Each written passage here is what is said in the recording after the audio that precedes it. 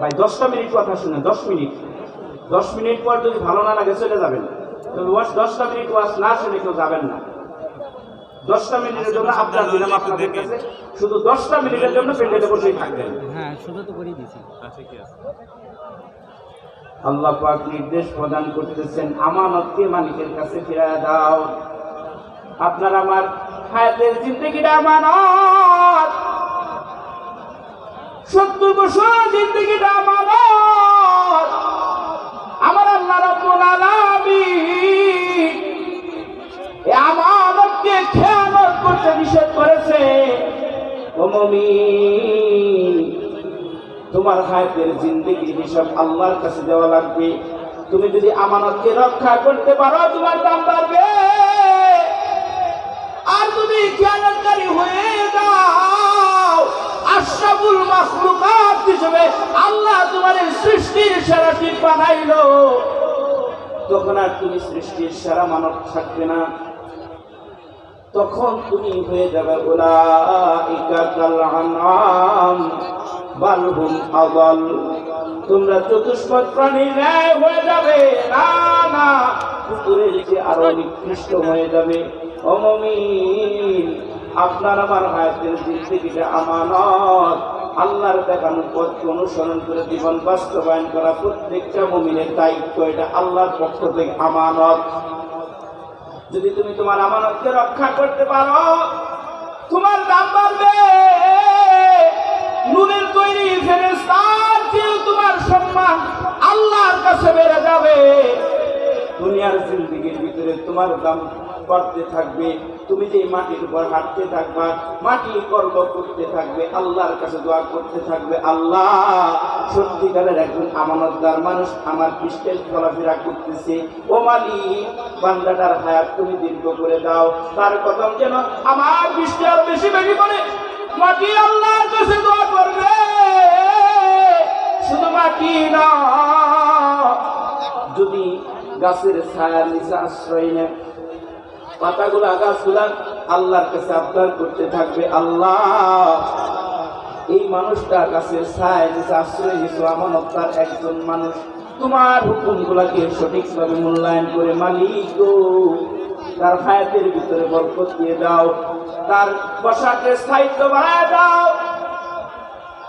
ও মালিক, আমার কাছ থেকে দূরে দাঁড়িয়ে রাখো না। পশু পাখিগুলা তার জন্য দোয়া করতে থাকে, এমন কোন প্রাণী নাই ওই আমানতদার মানুষটার জন্য শান্তি কামনা আল্লাহর কাছে করে না। মুমিন, এই আমানতদার মানুষটার দাম আল্লাহর কাছে বেশি, দুনিয়ার যত মাখলুকাত আছে তাদের কাছেও বেশি। মেহরবানি করে আজকের মাহফিলে যিনি আমাদের প্রধান বক্তা, উনি অসুস্থ ছিলেন, তো ভিডিও কনফারেন্সের মাধ্যমে আপনাদের সাথে কথা বলে বক্তব্য রাখবেন।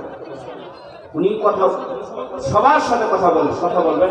মেহরবানি করে 11টা থেকে উনি কথা বলতে চাইছেন। আপনারা কেউ যাবেন না, মেহরবানি করে এই সুন্দর পরিবেশটাকে নষ্ট করবেন না, যেভাবে আছে ওইভাবেই থাকেন 11টা পর্যন্ত। আজকে আল্লাহর জন্য কুরবানি করেন। আমার মন বলে আজকে বিসমিল্লাহির রহমানির রহিম। সম্মানিত উপস্থিতি, আমি আপনাদের কাছে আন্তরিকভাবে আপনারা উঠাউঠি করেন, একজনের দেখা থেকে আর 5 জন উঠবে, পরিবেশ আস্তে আস্তে একদম ঘুরাই দেবেন। একটা সুন্দর পরিবেশকে নষ্ট করবেন না। আপনাদের কাছে আবদার করতেছি, অন্তত আজকের মাহফিলের সম্মানটা আপনারা রক্ষা করেন। আমার মন বলে আজকে যদি এই মাহফিলের পরিবেশ বজায় রাখেন, আল্লাহ আপনাকে সুশৃঙ্খল পরিবেশের ভিতরে জান্নাতের ভিতরে জায়গা দিয়ে দেবেন ইনশাআল্লাহ। আপনার আমার সন্তানগুলা আমানত, প্রত্যেকটা বাবা মার দায়িত্ব আল্লাহ দিয়েছেন সন্তান যাতে করে জান্নাতের রাস্তায় চলে। বাবা মার কাছে সন্তানগুলা আমানত, প্রত্যেক বাবা মা আল্লাহর কাছে জবাব দিতে হবে। সন্তান যদি গুনাহগার হয়, পাপী হয়, জাহান্নামী হয়ে যায়, আল্লাহর আদালতে সন্তানগুলাই মামলা দায়ের করবে। আল্লাহ, যাদের মাধ্যমে দুনিয়াতে গেলাম ওই মানুষগুলাই তো আমাদেরকে ভালো কামনা করে নাই, কল্যাণ কামনা করে নাই, তারা কোনোদিন আমাদেরকে জান্নাতের রাস্তা দেখায় নাই। তারা আমাদের জান্নাতের রাস্তা দেখায় নাই। আমি অন্যায় পথে চলছি, বাবা নিষেধ করে নাই। আল্লাহ ওই বাবাকে হাজির করো, সেই বাবার কারণে আজকে জাহান্নামী হয় না। ওই বাবার কলিজার পা দিয়ে জাহান্নামে যেতে চাই। নাউজুবিল্লাহ জোরে কন। ও মুমিন, যে সন্তানকে আপনি এত কষ্ট করে বড় করলেন, ওই সন্তানটাই আমানতের খেয়ানত করার কারণে আল্লাহর আদালতে মামলা দিবে আপনার বিরুদ্ধে। আমার আল্লাহ ডাক দিয়ে বলেন, আমানতের ব্যাপারে বলতেছে, ও আনফুসাকুম ওয়া আহলিকুম নারা, তুমি নিজে জাহান্নামের আগুন থেকে বাঁচো, তোমার সন্তানগুলোকে জাহান্নামের আগুন থেকে বাঁচাও। মুমিন, এটা আল্লাহর নির্দেশ, আল্লাহর ফায়সালা। তুমি যদি তোমার সন্তানগুলোকে গুনাহের পথে পরিচালিত করো, আল্লাহর আদালতে তোমার জবাব দেওয়া লাগবে। সেদিন তোমার কোনো উপায় থাকবে না। সেদিন তুমি মুসিবতের ভিতরে পড়ে যাবে। সন্তান যদি দুনিয়ার জিন্দেগির ভিতরে গুনার কাজ করে তুমি যখন কবরে চলে যাবা, পাপের ধাক্কাটা আল্লাহ আমার কবরে দিবে। আর সন্তান যদি নেককার হয়, পরহেজগার হয়, তাহলে আল্লাহ ওই নেককার সন্তানের সওয়াবের একটা অংশ আমার কবরে দিয়ে দিবে। আওয়াজ করে বলা যাবে কি সুবহানাল্লাহ। সন্তান যদি বদকার হয়, পাপের অংশ আমার কবরে যা, নেককার হইলেও নেকের অংশ আল্লাহ আমার কবরে দেয়। একটা আজীব তথ্য দিই আপনাদের কাছে। আল্লামা ফখরুদ্দিন রাজি রহমতুল্লাহি আলাইহি তার বিখ্যাত তাফসীর গ্রন্থ তাফসীরে কাবিলের ভিতরে এই কথাটা উল্লেখ করেছেন। মুসা আলাইহিস সালাম একদিন যাচ্ছে একটা গুরুত্বপূর্ণ সফরে।